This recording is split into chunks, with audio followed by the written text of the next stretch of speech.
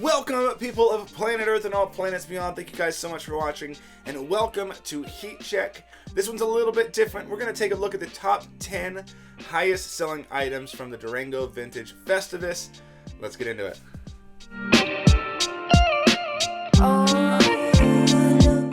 So the Festivus took place last week or so, at the end of September. I was really bummed I could not make it. I know there's a lot of people who were also bummed I could not make it. I'm definitely going next year. I think they're going to make it an annual thing. If you don't know what it is, this is like this super awesome collection of vintage enthusiasts, resellers, collectors, whatever. And they all get together and just sort of have the festival of vintage, specifically vintage denim and stuff that's very, very old. So there's some really old pieces on this list that you may not have ever seen it before, so it's super cool. Again, I really wish I could have been there. I was trying to make something work. It just wasn't going to work out with the schedule that I already had for the month, but in the future we're going to make that change and hopefully be there for whenever they do this again. Anyway, there's some really cool pieces on here. They did have some issues with getting some foreign bidders onto the site that they were using. They were also doing a live auction, so they basically had it live auction in person as well as on two separate websites. So it was a little bit confusing, so there are maybe a little bit of discrepancy here and there, but for the most part we're pretty accurate. We do not include any buyer's premium, which is typically 15 additional percent. So whatever price you see, I believe it's just simply the price that was bid on the auction, and then an additional 15% would have been added on top of that. So the prices are actually a little bit more inflated than they show on their site, most likely.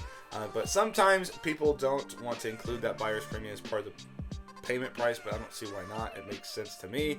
It's how much they actually paid, and typically it's not an inconsequential amount. 15% of thousands, a lot of money still. So anyway, it's pretty cool what we see on this list. Some stuff that we've never seen on this list before. Not just Levi's and not just t-shirts or anything. Actually, no t-shirts. There's some really cool stuff. So let's go ahead and let's dive right in and see what we can find. Alright, kicking us off at number 10, we have this early Navajo rug, rolling log, peace symbol, large rug.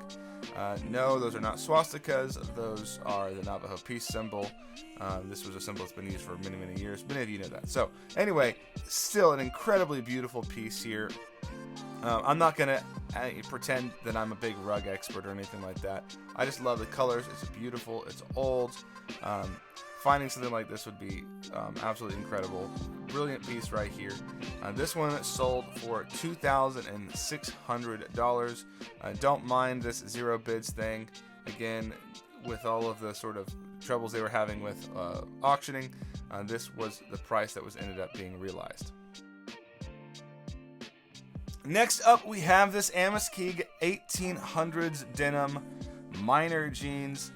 These are really fascinating because according to the details of the only known purple fabric one pocket denim piece, they date it between 1890 to 1910, between 30 inches and 28 inseam. I mean, incredibly ancient piece of denim history right here. Super cool to see this stuff. This is the type of stuff you just don't see. You have the buckle back on there. You have the suspender buttons. This would have been, a precursor to belt loops, as belts were not as common. One pocket. Obviously, there's going to be a lot of takeaways from some of these, secondary sort of side brands that were sort of ripping off or imitating Levi's. But this is a beautiful. I've never once owned or found a piece of Amiskig in my life. I believe this must be. Amiskig is there's a town in New Hampshire called Amiskig. I believe these are probably related since there was a lot of denim production up there as well. So beautiful pair right here coming in at number 9. It did sell for $2,700. Alright, then next up at number 8, a little bit more familiar here with this 1920s Levi's buckleback jeans. Obviously, you can see the buckle back there, the one pocket. It does have the leather jerky patch, which is pretty incredible. This is a really beautiful specimen of a pair from the 1920s. Obviously, it's still very worn and very dirty, but absolutely brilliant. You can see there's the button. Maybe it looks like it may have been modified. Some of the denim still looks just fantastic. Not a whole lot of corrosion or anything. There is the button fly you see there.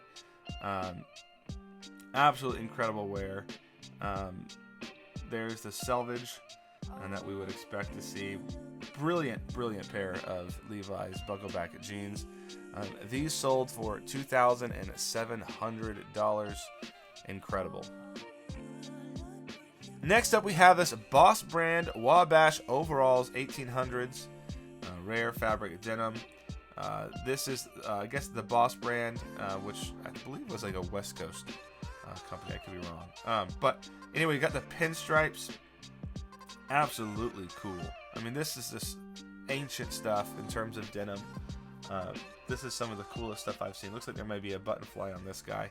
Again, I'm not going to claim to be an expert on all of these super old, deep history denims, but this is absolutely super cool to see. If you are ever a fan of vintage denim, this is wonderful. Such cool. Looks like there's a little bit of damage here, but with a piece like this is like museum level stuff. So it looks like it's a mine find, which is really cool. So someone found this in a mine. They do believe it's a museum piece again. But this one sold for $2,800. That does not include buyer's premium. I haven't mentioned that yet, I don't think. But $2,800 for this pair. Super incredible ancient denim. Then we have this super old 1950s Levi's advertising banner. This one you've seen lots of this stuff going around. I've seen this version, I think, in actually cleaner than this before. These were not terribly uncommon. Of course, they're still hard to get your hands on, but this one is a beautiful piece. And they made these out of denim, so these are actually sheets of selvage denim then printed on them. These would hang up in Levi's stores that carry Levi's, etc. These are absolutely brilliant. This is so cool. I would love to own something like this, put this on the back of my wall one day, but I don't have $3,000 for something like that right now, and that is what this one is sold for. The other website that they had this listed on said it sold for $3,200, but we went with the lowest price at this point just to be as fair as possible. This one was $3,000. All right, then we have this early 20th century Frontier brand denim jeans, again with the buckle back, and it looks like we also have some suspender buttons there, which would is the norm for this era. Looks like some of those suspender buttons though have been ripped off or torn off. In fact, yeah, you can see these are almost all torn off except the one in the back. Not sure if that was. Looks like it might have been intentional to me, but brilliant, beautiful pair right here. This is a brand you just, one of those secondary brands. It's interesting here, you can actually see the arcuate right here. Very similar to Levi's, and this would have been somewhat common as Levi's had not protected the arcuate with a trademark just yet. So lots of brands were ripping them off at the time. But still, what a beautiful arcuate you see here. You have the rivets on the back pockets. I don't know this brand super well, but man, finding denim this old has got to be an absolute positive treat. We have the selvage denim there as well. Incredible. Super cool. Love it. This one sold for $3,400. All right, now this one is one of my favorites. This is absolutely fascinating. This is a 1960s Levi's printed ad, Big E jeans. So this is Levi's advertising, just straight up printed on the denim. This is. I don't know if this. I really actually don't know if this was a thing that they did commonly, or if this was sort of a one-off, or what. You have a super long jean, star-spangled stay press styles. So this was obviously stay press. Looks like fall of 1967. I don't know if this was like for the runway or for whatever it was for. This is a 501, which is interesting. It's a 501. It says Stay Pressed down there. You have the printed selvage right here. This by far I think is one of the most fascinating pieces. We have the V-stitch that we would expect to see from Levi's this old.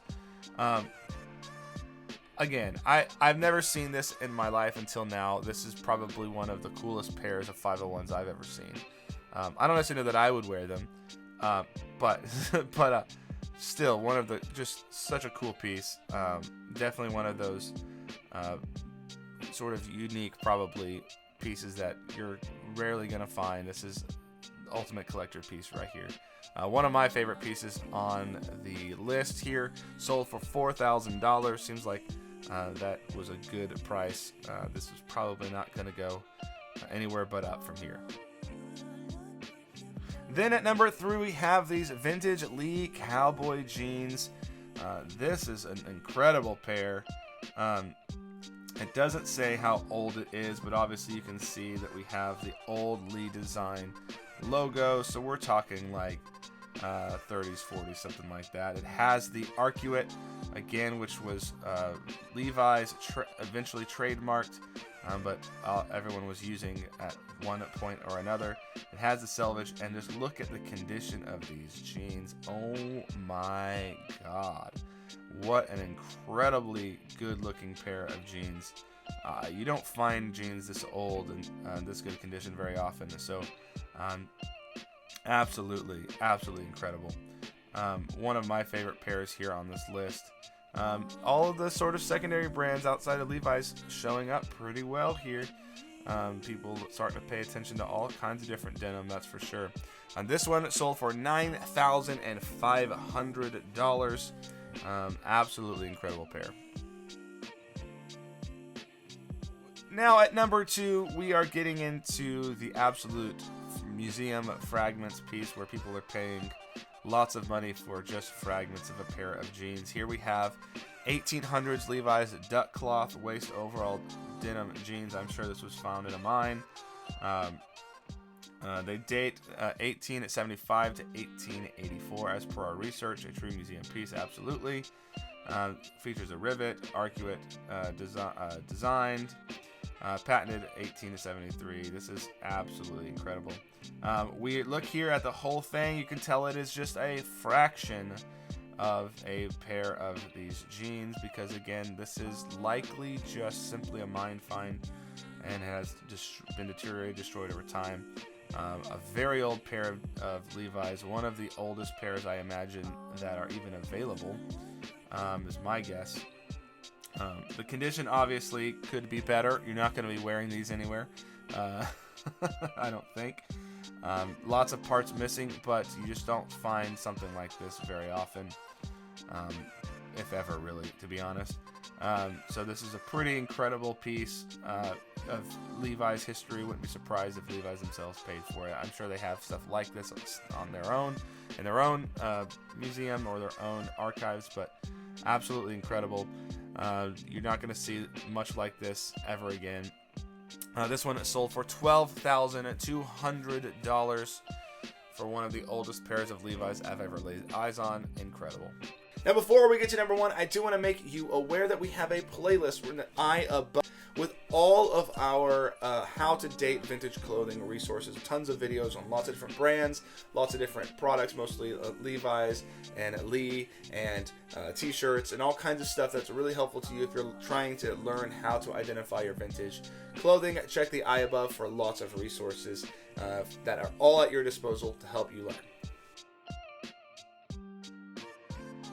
All right, now for the pair that everybody has been waiting for. You've probably already seen what this sold for, but let's take a look at it a little closer. This is the 1880s Levi's 101L one pocket buckle back jean in actually intact condition. Obviously, we have some lost down here at the ankle hems, but whatever. For something this spectacular, you do have some wear. I believe this is wax stains, is what they say, and that's what would have been wax stains from candles that miners were actually wearing, which is absolutely incredible. You can see, looks like selvage along the waistband here. That selvage edge looks a lot wider than you normally are used to seeing. But still a good amount of color, one pocket, buckle back. Still has the printing on the inside pocket, which is incredible. Absolutely, almost impossible to conceive of that this would still be intact in such good condition. Here we have the patch. This was not a leather patch, it's like a paper patch. You may recognize this design or sort of this look because Levi's has used this more recently, sort of as a retro throwback to what they did here with the 101. This was the cheaper version of the 501. A little bit thinner, maybe less rigid, but still incredible piece. We got the buckle back here. Look at all of these little details that are just absolutely brilliant and beautiful. Look at that wide selvage edge here. I'm not sure. I've got to do some more research because I'm not sure exactly when this sort of started making the transition to a more narrow selvage edge, but absolutely incredible. Still a bit of color in this. I mean, still plenty of indigo in this pair of jeans, which is really cool. You have sort of donut buttons here for the button fly. Brilliant, super dope pair of jeans. Again, you're not going to see one of these very often, if ever again. And they bid like that was the case because this one sold for $76,000 for this beautiful pair of 1880s 101s.